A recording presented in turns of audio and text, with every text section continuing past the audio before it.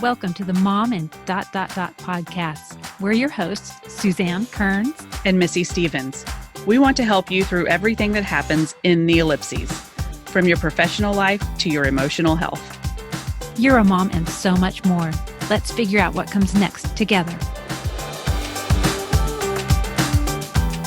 Welcome to the Mom and podcast, the podcast that helps you make your ellipses count. You know, all the little dots that come after I'm a mom and.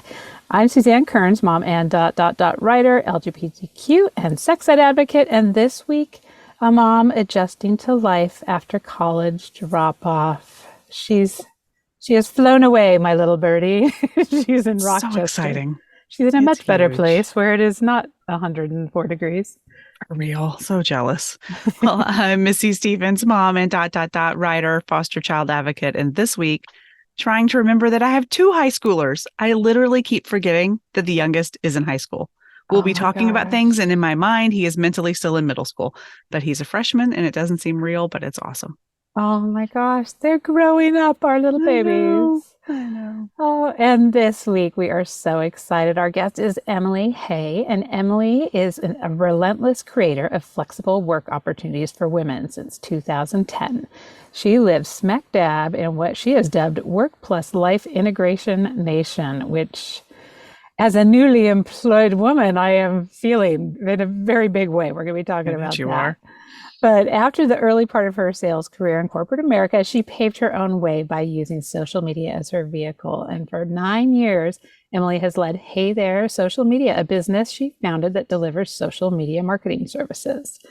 Like most women, Emily was challenged by early motherhood, but by staying organized and proactive, she began to revel in the small daily victories that all moms celebrate to get the fulfillment that we all crave, which leads us to living Work Plus Life Integration Nation, which we'll get to in a minute. But first, welcome. We're so glad you're here. Thank you. Hey there, ladies. It's awesome to be here.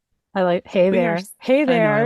I love it. Well, we're excited you're here. We're excited to see you, even if it's only virtual. We met you briefly at the Mom 2.0 Summit, which so many of our guests we have met that way. It's an amazing opportunity if anybody's thinking about going.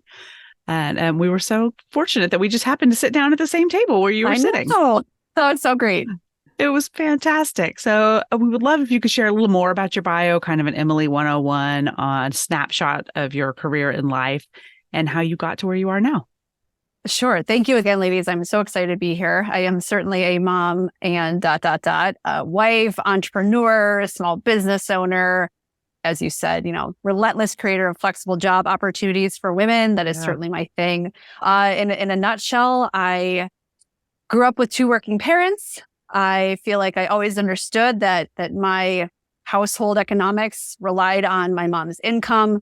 I also knew that my mom never really appreciated that she had a very rigid work schedule. And so I felt like someday if I could figure out how to have flexibility, then I would be doing better for my family than she felt she did. So it really lit that entrepreneurial fire for me. Went to school for marketing, got a job in sales, learned a little bit about corporate America. And then it was really becoming a social media freelancer, social media marketing person around 2009. That was my entry into the entrepreneurial highway. And fast forward a decade after being a mom and a business owner, my company took a pivot just before the pandemic where we really said, okay, we understand how to do this social media marketing thing. For small business owners, they are our clients. And what do you know? I got the ability to work flexibly. And so how can I take that and teach it to other women, primarily moms all across the country that are looking for a flexible way to work? Awesome. Yeah. And in a nutshell, did that cover it? That really does. And social media freelancing is actually how I got back into the workforce a few years ago. It's so funny to think that I was paid to be a social media expert because now there's been so many advancements, even in the past 4 years, that I feel like, ooh, I was a pro back then, but now I'm still catching up. It's a different landscape. But I was able to do that once my second kiddo started school. So I really love that idea that you say that when you freelance, you don't have a resume gap. Because I felt that way as I was applying for my current job that I'm doing, that I feel like it's a gap because I have not had a job where I'm like going into an office or that is a traditional, 9 to 5 type job. But when I really looked at it on my resume, I was like, oh, okay, yeah, this doesn't look so bad. No wonder I feel like I'm ready to do this. So for some moms that may have some free time now that are considering, their kids are going back to school right now and they're thinking, I want to do something, but I don't quite know what.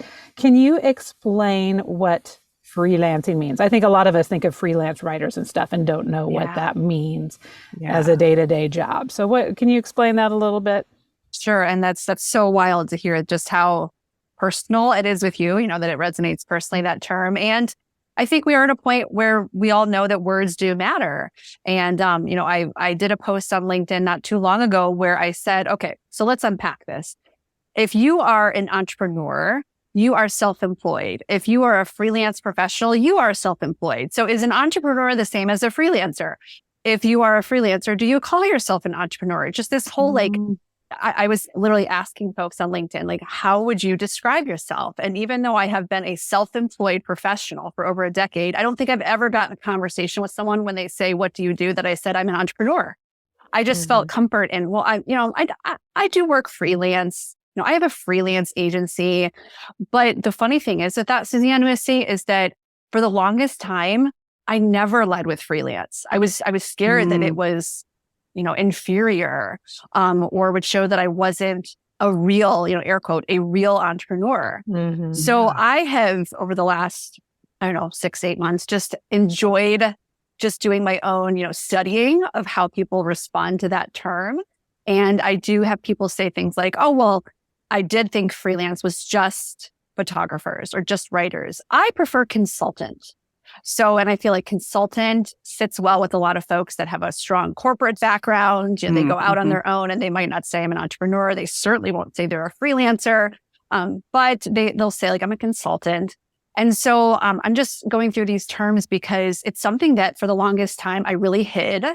And I always worked from home. And as a social media freelance professional, I had a team, but they were contractors. They were also freelancers. And so I really liked the term a boutique agency, and that's how I would describe Hey There for the longest time.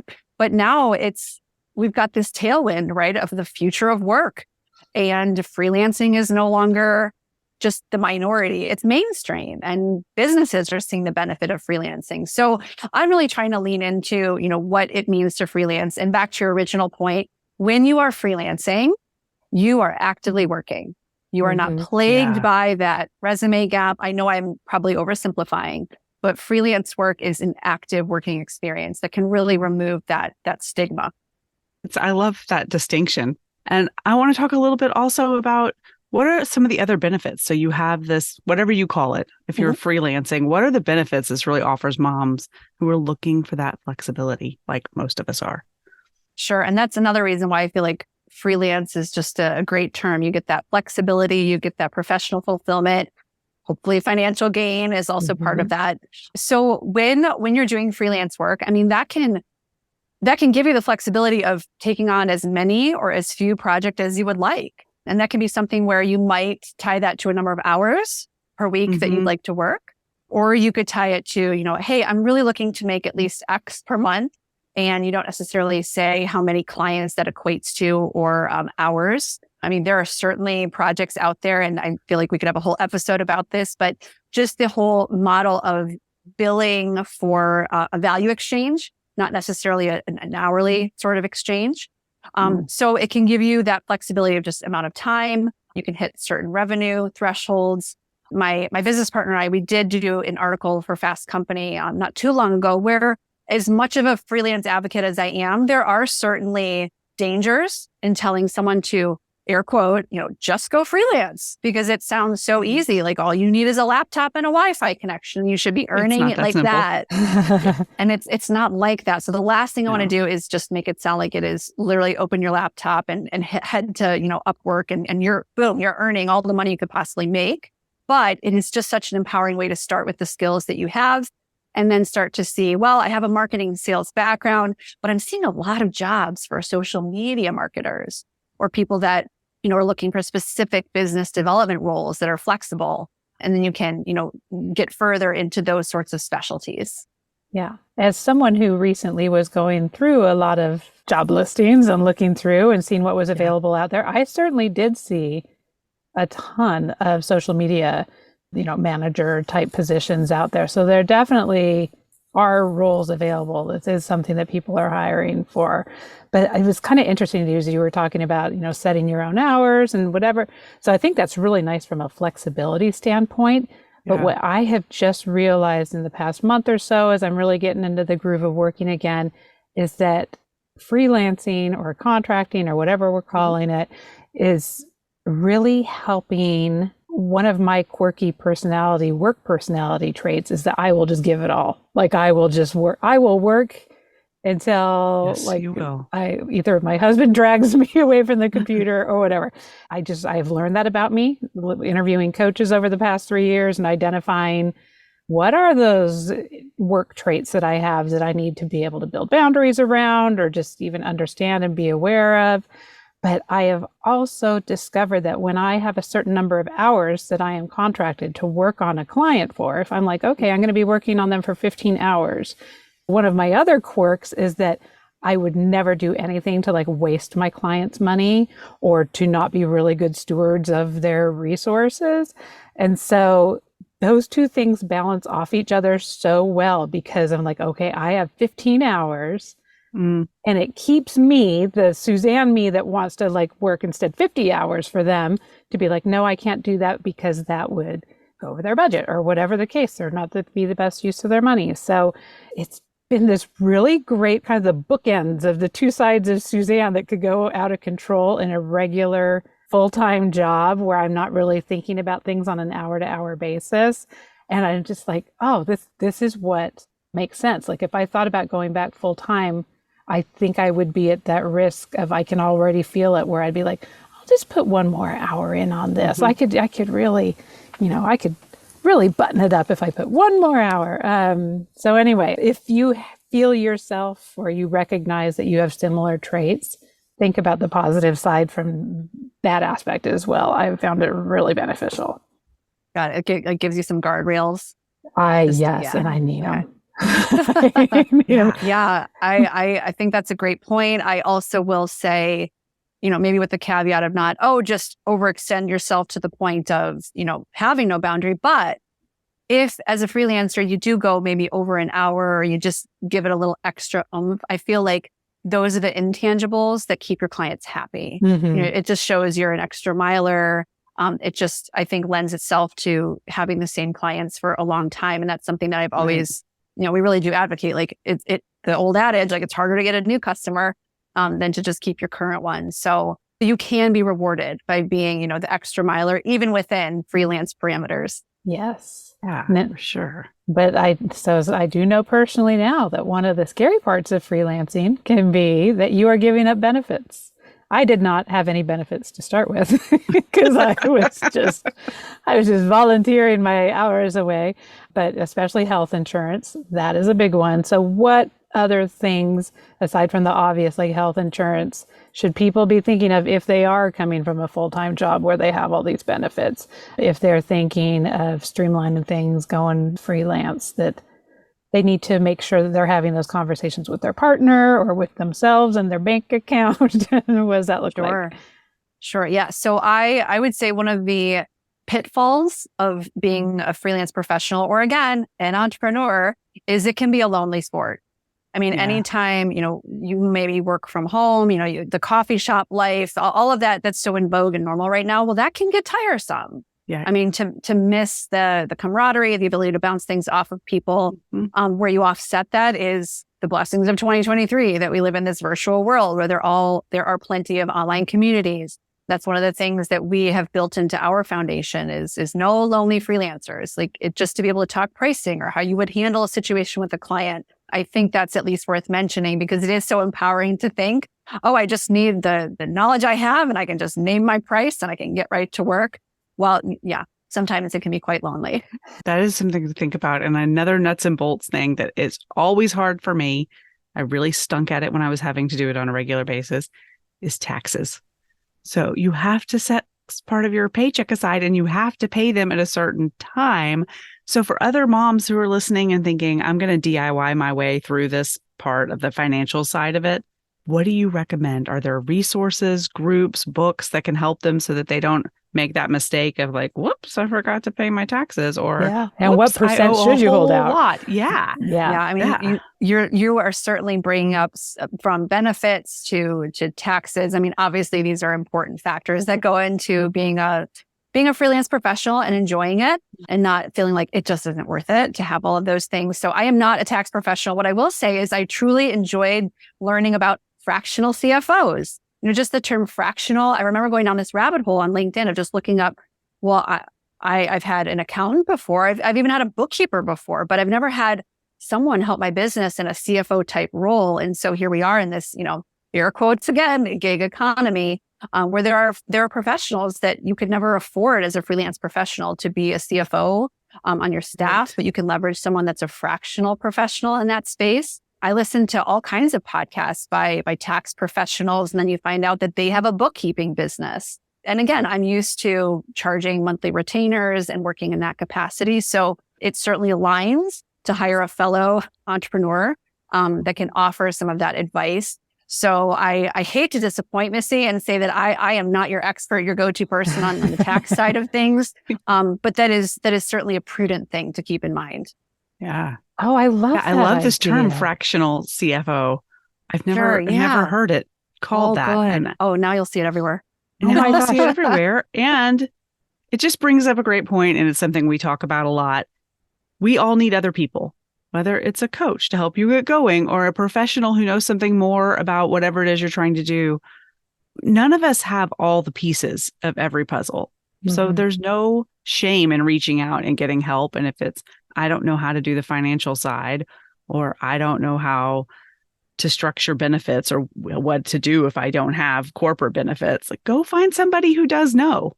Yeah. Oh, Missy, actually, I needed to really hear that because I am getting paid as not our LLC. Missy and I have an LLC together. She's in my will.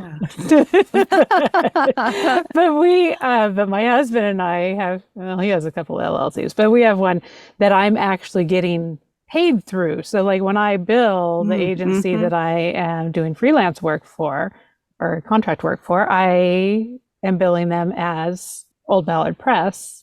And so I'm sure there's all kinds of other implications for that we're not aware of from a tax standpoint and whatever. So yes, I'm going to tell my husband. He actually used to be an accountant when I first met him, which he can do that, which shocks everybody. What has my husband not done? He's amazing, right?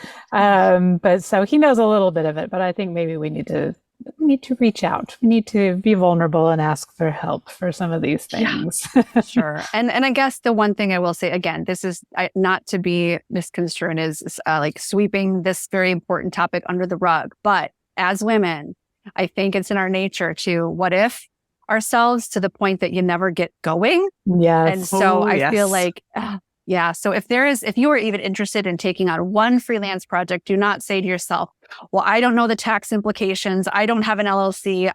What if this, never mind. I won't, never mind. Mm-hmm. So there's my little rallying cry there. Yes, because even though I'm doing that for this round, when I was doing freelance work for the social media freelance work several years ago, that was just as Suzanne Kearns. I decided to do it on a Tuesday and I was working on a Wednesday, and I've done that too. And love that. And everything worked out fine. So driving home that same point, you don't necessarily have to. We just happen to have an LLC, so we're doing it that way. And which is right. Yeah, me too. Longtime LLC holder here. Yes. Member. And also I am lucky that I happen to be freelancing in a field where I have tons of experience in. So I'm doing advertising, marketing stuff again. But for someone who is interested in doing some freelancing in something that maybe is a new field for them, where do they start dipping their toes into that? Do you have any recommendations?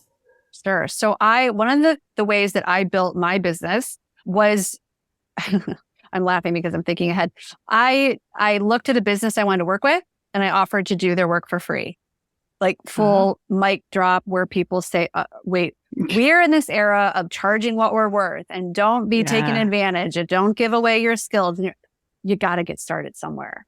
And to be able to do the work, test the services I wanted to do, figure out how the client valued those, come up with the price point, and ultimately be able to walk away with two things out of it. A darn good testimonial, of something you can put on your website, something you can put as a LinkedIn recommendation, a willingness to refer other prospective clients back to that person. Who cares? I'm probably overcompensating, saying who cares if it was a free project? Like, you get a lot of intangibles out of that experience.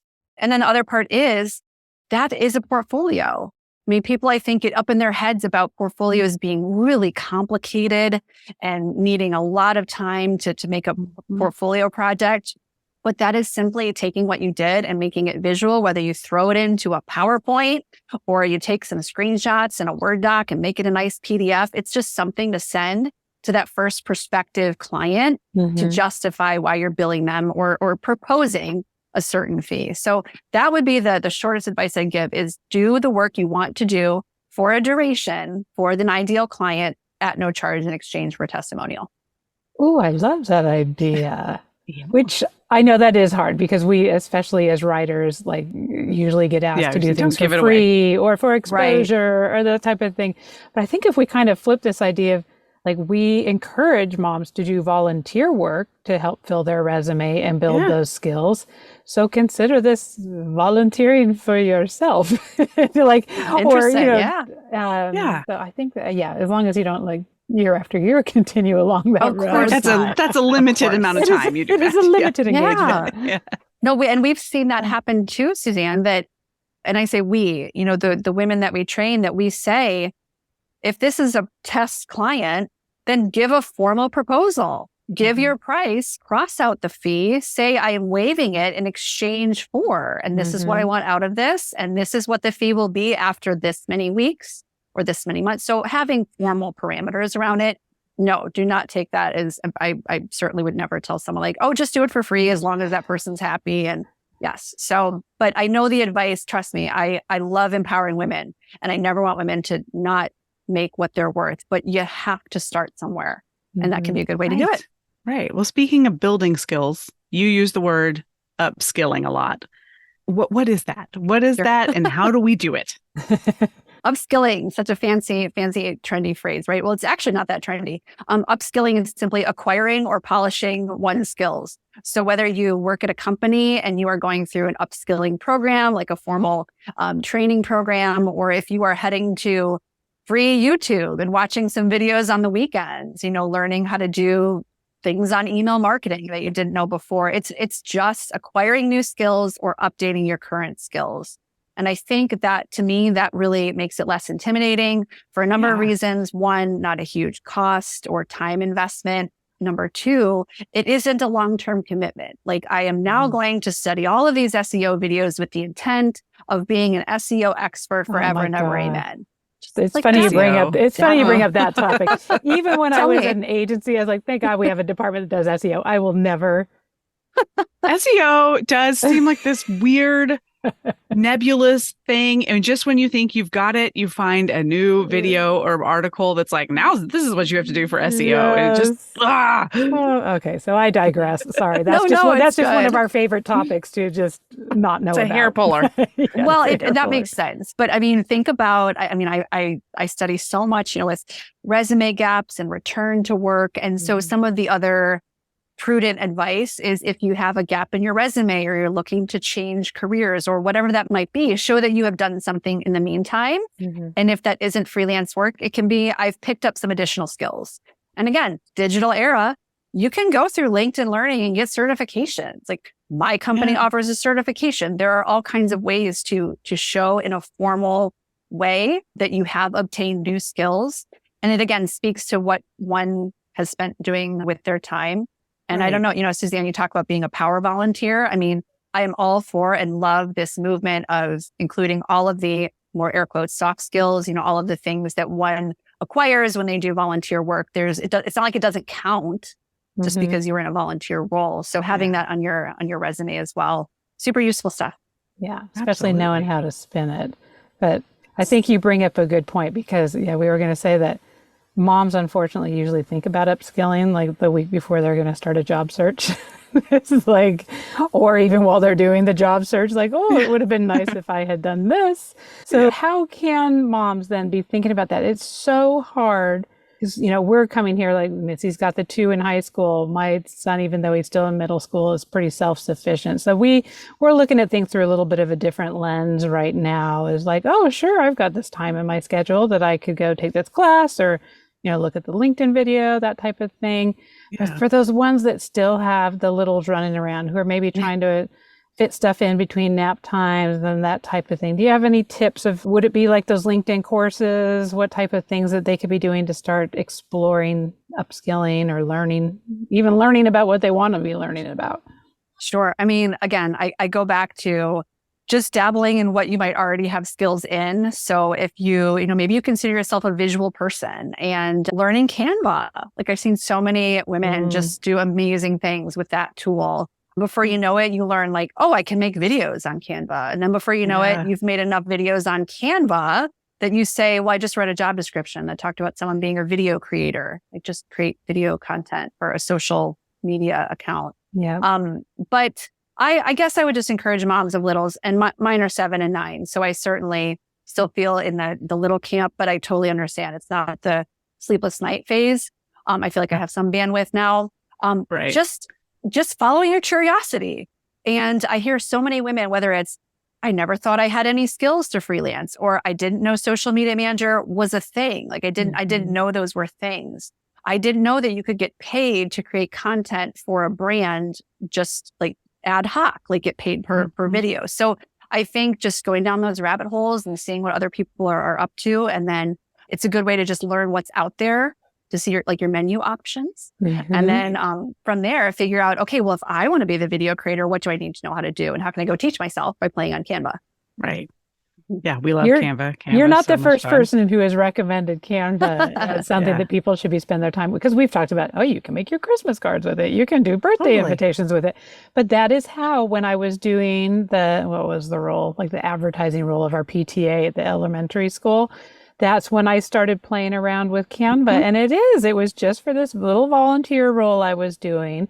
But before I knew it, I was, whipping up logos and whipping up other stuff that we were doing for my Informed Parents of Austin group. So I did not think I had a creative, visual bone in my body, but I was like, oh, okay. Well, with a little help from Canva, I can do it too. Yeah. And I started doing it the same way through volunteering. And now I do it all the time and love it. Mm-hmm. Well, it's just a huge part of it. It's a main requirement as a social media manager, right? You're creating content. So to be able to know how to use a tool like Canva, I feel like your episode should be sponsored by Canva. I know it should. I know. Hey, Canva. We talk about you all the time. Yeah. Can you pay for our membership? Yes. Yeah. I want to talk a little bit more about social media management. So, Hey There Social Media really focuses on freelancing and social media. But what does that even mean if somebody's listening and they're like, all I know from social media is that sometimes I post a picture of my kids on Instagram. What does this even mean? Thanks, Missy. So that's it. Let's be honest. We all know how to use social media. It's just becoming confident enough with the skills you have to know that a business will pay you to do that for them. So that's one of the reasons I love social media manager roles, being a freelance social media manager, is because you have the opportunity to work with businesses of all sizes. You can work with the smallest business owner that's an author that says, I know I need to be on Instagram. I want to get into this book talk thing on TikTok, but I don't know where to start. So that could be a really small scope of work for one author where you're helping that author with her 2, social networks. So being a social media manager, you get to work with small businesses. You can subcontract. That I remember was a big, when you think of your growth, your business growth over the years, that was one of those big jumps for my business when I learned about subcontracting. And maybe I was too linear with, so businesses will hire me, contract me directly, but you mean an agency would contract me to help work on their projects? And this is where I feel like you ladies have plenty of experience. Yeah, that's what I'm doing. That is my life right now. It's such a cool way to work. So you get to work on bigger projects, maybe bigger budget projects. You get to be a member of a team. So, jump on in with that. But that is something too that social media managers are needed to staff, agencies too. Yeah, I'll do a little pitch for my agency. It's Creative Noggin in San Antonio, and it was founded by a mom. It has, even before COVID, like for the past 10 years, it's all been virtual, and people are located all over the country, and everybody, makes it work via Zoom, and it's really nice. It's primarily, gosh, is it all women? I think it is. And mostly moms, and we'll have our little in-out Skype when people are coming in and out, and everybody will be like, I got to go pick up my kid at the bus stop. I got to I'll be right back. And it's just so nice that there's just this, that's the energy that the whole company is built around, is this understanding that there's dentist appointments, there's pickups, there's sick kids, and we have the flexibility around that. So I love it. Yeah. So there's that work-life integration. Mm-hmm. Oh my gosh. Yeah. Let's see. Are we getting close to we're getting so close to the end. But we have a little bit more time. We do have a little bit more time. Okay. I love it. I love chatting with you ladies. Thanks. Oh my gosh. It's been so much fun. Well, okay. So I do want to, for listeners who are thinking that this sounds interesting, but they want to just do a little bit more research for themselves, would love any recommendations that you have there. And then the ones who are ready are like, yeah, I want to jump in and learn more about what Hey There Media, social media has. What are those 2 things we can help those listeners with? Well, thanks, Suzanne. So our website, heytheresocialmedia.com, and it's HAY, that you'll see that we offer 2 courses. We just launched our Upskilling in a Box. So this is our light version of our training. We have our signature training that we've been offering for a few years, and that is our more in-depth 6-week program. Won't make it a total Hey There commercial, but I'm excited about the light version that is literally like just hitting doorsteps after Labor Day. Exciting. Thank you. I mean, training is very intangible, right? And it's not always that exciting. So we felt like, how can we make it physical, and how can we make it something that you can literally order and have set your way. So all the details would be there. But I mean, I am happy if more women see the potential in freelance careers, and it doesn't have to be the rest of your life. Use it to get yourself moving out of a certain season of motherhood. Use it as a way to dabble in projects that you were wondering if you would like, and then you find out, not so much. But you can't go wrong with social media because of it being such an in-demand field. Mm-hmm. And so even if you use it as, a launch pad into something else, or into a more full-time or a part-time role at a company, I see it work every day for women. So I'm obviously, I'm very biased. Yeah. I'm a proponent of it from what I see every day. No, I agree. And I do encourage people, if you're like, oh, sure, that sounds nice, but is there really stuff out there? Just go to, what are those websites called? I finally got a job now. I can't remember. Like Indeed or okay, yeah. Or go to one of those. Yeah, search the listings and just see what's out there. Yeah, and Upwork. I mean, that's a freelance marketplace. The Mom Project. We are Rosie. Pray. There are plenty of places to at least start to just see. Yeah. Like you mentioned, Indeed. Where these opportunities are and how they're described and what they need you to do. And remember the classic advice of like, don't sit and not apply just because you don't meet all the criteria. Yes. Or if you really don't meet, because, who did we talk to about that? Briar. It was probably Briar. Like you needed like 50% of the things or something. Okay. Yeah. Yeah. I love it. Even if if you do look at that and you're like, I don't even hit the 50%, you're not. Then think like a man who would be like, I actually don't know any of this, but I think I should be your CEO. No, but that probably is the point, because you don't want to go blow your first shot out there. So, but that does then drive home the point. Then, okay, go do some of the additional training. Go see what Hey There social media has available. If some of those roles sound interesting, but you're like, I can't even do the 50%. I'm assuming that Hey There social media is going to get you way past the 50%, so that you are ready to actually apply for some of those jobs after not. And this isn't like now I sound like a commercial. This isn't like a 2-year program or anything. How quickly could people really be up and running and applying for some jobs after training? So with our core training, our signature, we've had women, it lasts 6 weeks, but it's a very light hourly commitment each week of learning live on Zoom. We've had women start earning before they finish their 6 weeks. And again, we talk about portfolio projects. And maybe you start a free project, and then you start a small paid, or you start with a small paid and you move into medium. So it's certainly something that we see, and could talk to various examples if anyone's interested. Yeah. And I'm thinking about that as like we're talking about volunteering or doing those free jobs. I'm like, maybe there is, because I'm thinking authors. You used an author as an example before. Those are people who notoriously do not have like tons of money flowing for social media stuff. But if you have a favorite author or a favorite someone that you're like, you know what, that'd be a fun relationship to build and be like, hey, do you need some help with your social media? I see that you've got a new book coming out or whatever. Let me help you or whatever. I think that could be a really fun way to volunteer. You're volunteering for them, but you're volunteering for yourself. You're getting you're upskilling. And then probably building a really interesting relationship with someone that you like. So yeah, I think that's a cool idea. It could be a business. It could be a person. It could be a whatever. That go see if they need some help and if they can help you get to that next step. Well, I'm glad that resonates. Thanks, Suzanne. Yeah. Okay. Very exciting. I hope some of our listeners go out there and look into it. But now it is time for Look, Listen, Learns. We're getting close to our hour. So anybody who's new here, we're really excited you're here. We hope you will come back next week and the week after that. And every show, we spend a few minutes just talking about our Look, Listen, Learns. It can be really serious stuff. It can be really goofy stuff. It can be a new lipstick. Just whatever you're doing, learning, thinking about this week. And we don't like our guests to be in the hot seat first. So Suzanne is going first. Okay. I think even though we recorded our last episode like a month ago, I think I was still listening to this same book, The Covenant of Water. It's not short. It's not a short book. Yeah, wait, how many hours did you say it was? 30? Maybe yeah, it made me 30. cry. It's too much. Wow. I mean, it was really funny. Well, this is another thing. I've been looking at pretty much the entire country as we drove from Austin to Rochester to go drop our daughter off at college. Yeah. I was telling my husband, I was like, even if I listened to this book for every minute of this road trip, it would still not be over. Like, way to keep yourself motivated, Suzanne. Right. It was too long. No, but I do not want to convey that it was drudgery. I enjoyed this book very much, and every minute I was listening to it, I was looking forward to reading it or listening to it. It was really, really good.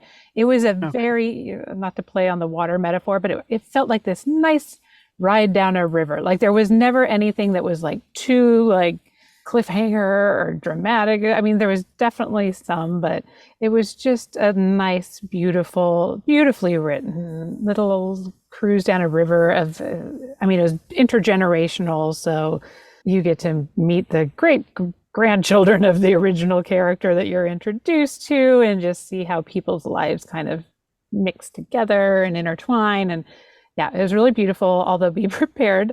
As I rolled into the epilogue, is that what's at the end of the book, the epilogue? Mm-hmm. The narrator was actually the author, which I was scared of, but it actually ended up not being too bad. And in the epilogue, he's talking about how he's a doctor. So there's a lot of medical procedures, very, very detailed medical procedures within the book. And it talks a lot about, oh, shoot. It's such a big part of the book. How am I forgetting? The people who lose like parts of their hands and their feet. Leprosy? Leprosy. It covers, it covers a lot of medical issues around people who have leprosy and procedures around it. And so I was like, how do you know all this stuff? Which I guess he is an actual doctor. And so that was very interesting to hear that perspective. I kind of wish I would have known that before I read it. So let's see. I looked at the whole country. I learned as I was going across the country. I did not think that this was that weird of a thing. But if you are coming and listening to this podcast because this is how you found me, I hope you're not disappointed. So going to college, you need to get your kids. You don't need to. Those of us who get the things for our kids that are excessive for their dorms room, they have the twin XL beds. And dorms are not particularly comfy, I don't think. So it's like, and she's used to a foam mattress at home. And we weren't about to try to squish it in the car because it would have taken up half of the space in the trunk. But in order to ship stuff to the school, I couldn't like ship it 2 months in advance or whatever. So you had to wait till the very last minute, which by then, everybody's going to college. So every twin XL mattress pad in the country is gone. But then I did a little bit of math, and a king size mattress pad is exactly 2 twin XLs. Yep. And it's not necessarily twice the cost. So I wasn't even trying to usually I'm doing it because I'm trying to save money. But this time I was just like, this is the only way to get one that exists. So I just went to the parents page for the school and was like, hey, anybody else want to go in? Anybody else wait until the last week and they're out? And another mom was like, yes, my son needs one, whatever. So drop off, there's just a lot. There's a lot going on, a lot of moving pieces. But we ended up going and getting this giant king size thing that we had got through Home Depot, picked it up. But then the whole trip, I was like, how am I going to cut this thing in half? Because you usually have to use a bread knife. And I know this, I'm a pro because I make tons of these beds for my dogs because they eat their beds a lot. So we always use the kids' old mattress pads and, cut them up with a bread knife. And I know that's what you need to use, but I wasn't going to bring it because I could drive it there, but I couldn't fly home with it. And I didn't want to check my bag. So every Applebee's we hit, which was like 100 on the way there, Zoe'd be like, does this knife look serrated enough? Or like, it's like, put this one in my backpack. I put this one in my backpack. And then every time we go by a Dollar General, I was like, does Dollar General just sell knives? But then I was like, how safe is a Dollar General serrated knife? I don't know. But then, so we happened to be at a Target picking up the 100 things that she needed. And I found they had one last knife. It wasn't even hanging. It was like just laying there on a shelf somewhere. It's like, one knife is meant to be. It's $8. It's perfect. At the same time, I'm getting like texts from that mom, like, we're driving into town. We've got like a half hour between now and when her son's appointment to check in was. So I was like, well, I'm at the Target. I got a knife. I got a foam mattress. I guess now's my moment. And so she's like, I'll meet you at the Target parking lot at this time. And it was like 10 minutes away. So as we were checking out at the Target, I saw that they had a bunch of cardboard boxes that they were taking out to recycling. I was like, hey, could I take a couple of those? And the lady's like, whatever, crazy lady. So I took those out into the parking lot and laid those down so it wouldn't get dirty, and then unrolled this giant mattress pad and then proceeded to, well, that was the other thing. When you unroll it, it does not look normal. It's all like mushed in places and whatever. Right. So I was like, which side's top, bottom side? I don't know. So the lady got there and I'm holding the knife. I'm like, I don't know where to make the cut. Like, it's like a shrinky dink. I was like, I don't know which way is the top and the bottom. Yeah. And she's like, you know what? My son doesn't care. So we just were like, fine. We're just going to cut down the middle somewhere. And she like handed me $60 and drove off. And I posted a picture of it like squashed into the trunk. I was like, hey kids, make a good first impression at college by cutting this thing in half. And I mean, I do 100 dumber things every day, but for some reason this one really resonated with people, and so it went viral. It really did. That's hilarious. It's still going. It's like 100, and gosh, who knows? I'm like, Cuisinart should sponsor that post. But it was just really fun. It's funny to see like the things that catch people's eye or just their fancy and that makes them laugh and that they can relate with. And I do think it's just that there's just such a crazy energy around drop off. And, what do you remember? What can you pack? What do you forget? What does your kid really need? What is like over the top umbrella parent or helicopter parenting? And I think this kind of probably covered all of those in one. And I don't know. Over 100,000 views though. That's incredible. It was 100,000. No, it had millions of views. It had 100,000 likes, hearts, whatever's. Like, I think it's like 96,000, whatever. But I mean, at first when it got up to 1,000, I was like, that's it. Like, this is so exciting. It's so fun. But yeah, I did take advantage of that. That was my little learn, like, be ready for those moments because they do. I mean, I've been posting stuff to Facebook for a decade and nothing's ever caught on like that. So I popped right in there and I was like, I am milking this moment for all it's worth. I have a podcast and go on over there. If you think I was nuts cutting something in the parking lot, just wait till you hear what I do when I'm trying to do a job interview. So yes, anybody who's come, welcome. We're excited you're here. That's right. Pivot this podcast to mom hacks, right? Yeah. That's right. So anyway, that's me. What about you, Emily? So look, I mean, we're coming off of summer. I live in Michigan and we did a lot of lake trips. There's so much beautiful water around us. So we spent a lot of time near the water. In fact, I feel super spoiled to say you kind of forget about ocean beaches. You just get used to lake life. Mm-hmm. So that was something I really enjoyed. And we do watch a lot of TV in the winter. So I feel like this summer we kind of dialed back a little bit there. But if I had to choose something I'm watching, I would literally always watch an episode of Shark Tank. I don't care if it's from 2012 or 2023. I will always watch an episode of Shark Tank. There's always lessons to be learned. And I've enjoyed watching it with my children because trying to explain what's going on to them, it's neat to see like where they get interested and where they're just not interested. Yeah, That's I true. love That that. would be fun with the kids. We haven't done that. Or the For- kid. I know. Now you've got The one college. kid. My listen, I would just, I guess I'd give a shout out to whether you do the audio book or read the book, Fair Play by Eve Rodsky. yes. I mean, I know that was something we connected about at Mom Too. When I had the pleasure of meeting you ladies, that book really changed my life when I read it. And it's something that has touched our life in a personal way, with my husband and I sharing our story in the Fair Play documentary, which is not just the movie version of the book, Right. but something that you can catch on all the streamings for a very affordable price. To check that out, Fair Play. And then learning, I mean, thank you for giving me the opportunity to share with so many women ways that I watch other women learn every single day, really through upskilling and freelance. And just again, not looking at it so narrow and saying, well, I don't have skills to freelance with. We are living the future of work right now. It is unfolding in front of us. And so as cliche as it sounds to, throw away what you knew before, I mean, anything kind of goes now. Like there's so many different ways to work, and it's exciting. It is. Yeah. Oh, It is love it. exciting. So thank you for Exciting letting me time have to be my out there. turn. Oh, yes. Sure. And we should link to We'll link to the Fair Play- documentary. Yeah, for the sure. documentary. Yeah, it's really interesting for sure. Cool. Missy, what have you been look, listen, learning? I think that this has already been a look, listen, learn of mine, but I think it was a really pretty long time ago. So maybe we have some new people who don't remember it. And I can't remember. I have no idea when it was. I just feel like I've talked about it before, but I am rereading Devotions by Mary Oliver. And it's a compilation, just poems from all of her books.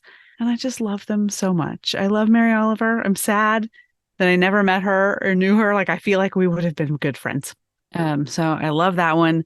Even if you're not a poetry person, I think she's really accessible poetry and just has a beautiful spirit and a beautiful eye. So if you're just looking for something lovely to read a little bit every day, highly recommend it.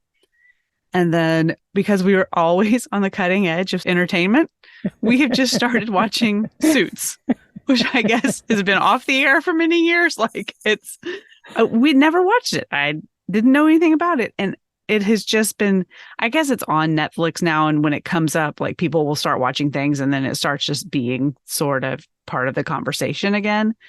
I think that's what has happened. But Well, I think it is because even Chris brought it up just this week. He's like, oh, the number one Netflix show right now is this Suits. We should check it out. I was Yes. like, is that the one with Meghan Markle in it? He's like, oh, it I don't. is. He's like, I don't think so. It's this It new is. show. It's like, no, it's not a new show. So you And are I cutting. You're couldn't more even- cutting edge than Chris this week. Right.